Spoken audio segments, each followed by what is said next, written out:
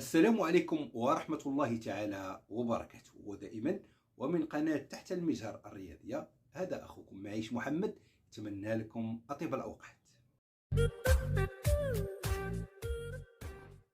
لا تنسوا الاعجاب بالفيديو والاشتراك في القناة تشجيعا لنا لنستمر بنشر المزيد ان شاء الله.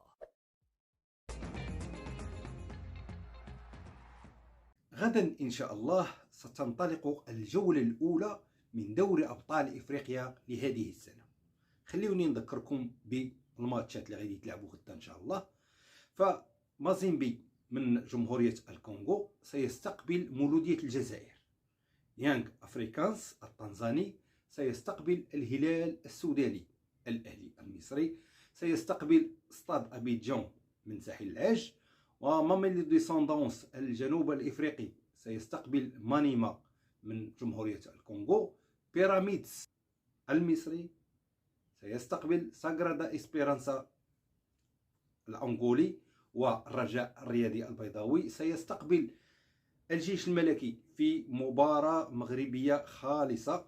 والترجي الرياضي التونسي سيستقبل جوليبا المالي، فيما ستختتم هذه الجولة بلقاء الشباب الرياضي بلوزداد ضد أورلاندو بيراتس الجنوب الإفريقي.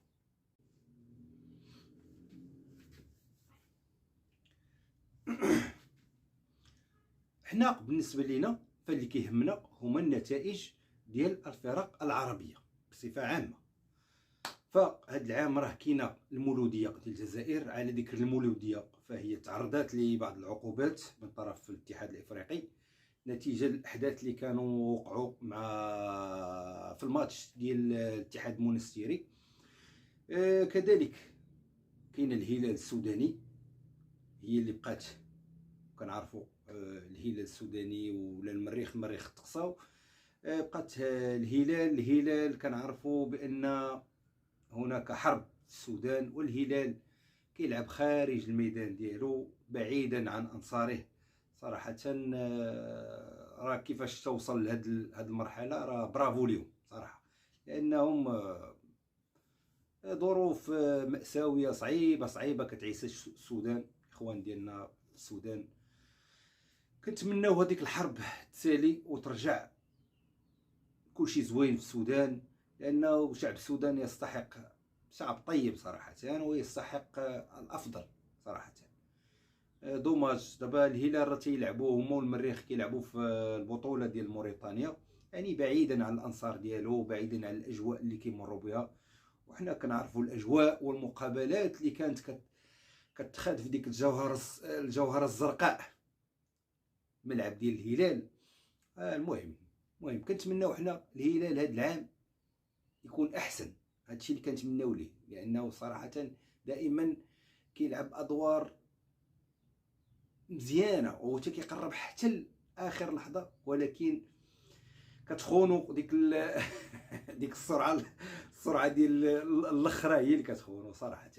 هلال تقريبا سنوات الاخرى كاملين كيضيع التاهل الى الدور ديال الربع حتى لاخر مقابله. واش كنا كنذكروا ضربه جزاء ديال اطهر الطاهر اللي كان ضيعها ضد الاهلي، كانت في اللحظات الاخيره تقريبا الدقيقه 94 كنظن، وتقصى الهلال. وهذاك العام كان دات فيه الاهلي بسبب هذيك التضييع ضربه جزاء داو فيه الكاس ديال دوري ابطال افريقيا. كاين كذلك الاهلي المصري واللي عنده ماتش كنقولوا ما صعيبش مع ستاد ابيجان ديال كوت ديفوار. ما كنظنش الاهلي فريق قوي صراحه، ودائما ينتدب مجموعه من اللاعبين المميزين، وديجا هو راه عنده ترسانه من اللاعبين. هذا العام راه عزز الصفوف ديالو بعطيه الله وداري اللاعبين اللي كانوا كيلعبوا في الوداد البيضاوي الذي يغيب عن نسخه هذه السنه نظرا للمشاكل اللي كانوا وقعوا ليه العام اللي فات، فهو غائب وكيتعتبر من اكبر الغائبين في النسخه ديال هذا الدوره هذا. كذلك كاين بيراميدز المصري اللي ولينا كنشوفوه ولا كيعوض الزمالك المصري.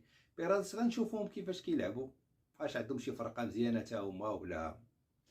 المهم غادي نحاولوا هذا العام هذا غادي نتقربوا بزاف من هذه الفرق العربيه ان شاء الله.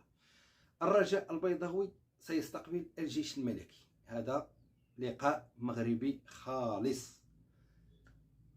تلعب الماتش الاخراني ديال الرجاء في الديربي مع الوداد، صراحه فاجأتني الرجاء بزاف، خاصه في الشوط الثاني.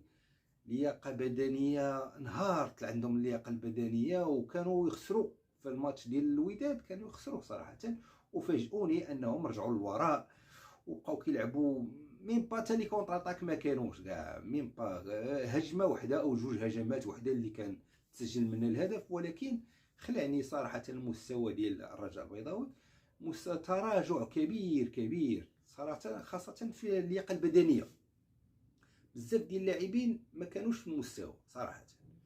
ابار الزرهوني، ناخذوا خفيفي في الدفاع، زريده ولكن كيلعبها بالنفس، ماشي داك هو اللاعب ديال زريده اللي كنا كنعرفوه. المهم على العموم الرجاء البيضاوي هو مطالب بالفوز على الجيش الملكي. الجيش الملكي فريق قوي وقوي جدا، وغادي يقول الكلمه ديالو في هذه النسخه كنظن، لانه عنده تا هو مجموعه من اللاعبين الممتازين صراحه.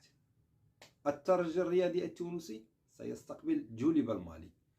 الترجي يعيش اوضاعا متباينه صراحه. انا باقي ما فهمتش اشنو وقع في الترجي بالضبط. عندهم اللعابه، كاينه الموارد الماليه مزيان، كاين جمهور مزيان، ما فهمتش اشنو وقع. تصور كنظن الحد ولا السبت لعبوا مع اتحاد بن قردان، انهم تعادلوا بواحد الصعوبه صراحه. الهدف اللي كان ضربه خطا اللي كان سجلها البليلي. الترجي هاد العام راه كيعرف الرجوع ديال البليلي، وكاينين بعض اللاعبين اخرين، كوناطي، يعني عندهم لاعبين بزاف، عندهم لاعبين انا ما خصهم يكونوا ويكونوا في واحد المستوى كبير. خاصهم ترجي بهاد اللاعبين اللي عندهم، خاصهم اي فرق ما يعقلوش لا سواء محليا او حتى في افريقيا صراحه. عندهم لاعبين صراحه. بدلوا المدرب، راه كانوا يجراو على كاردوزو، جابوا واحد المدرب اخر. غنشوفوه واش هذا المدرب والفلسفه ديالو واش غادي ينجح مع الترجي. وانا اللي كنعرف صراحه الترجي كتنجح مع المدربين المحليين التوانسه اللي كيعرفوا العقليه ديال اللاعب التونسي صراحه. فمع معين الشعباني راه كانوا داروا باركور مزيان صراحه. وحتى المهم انا ما عرفتش علاش مثلا ما تعاقدوش مع سعد الشابي زردا، مالو ما يصلحش زعما الترجي. جو بونس با الترجي كيخدم، لا مدرب كيخدم، لسعد الشابي كيخدم. وشنا مع الرجاء راه كانوا داو الكاس ديال الكونفدراليه ودار باركور مزيان ونتائج مزيانه، رغم ان الرجاء ماشي فريق صعيب في لا جيستيون ديالو. الرجاء صعيب، ومالغري هذاك الشيء راك شفتو دار نتائج مزيان. ايوا ما كنظنش انايا جردان ما غاديش ما ينجحش في الترجي، ما نظنش جو بونس با. عنده الامكانيات باش يدير فريق ممتاز، وهو من فريق لا شيء.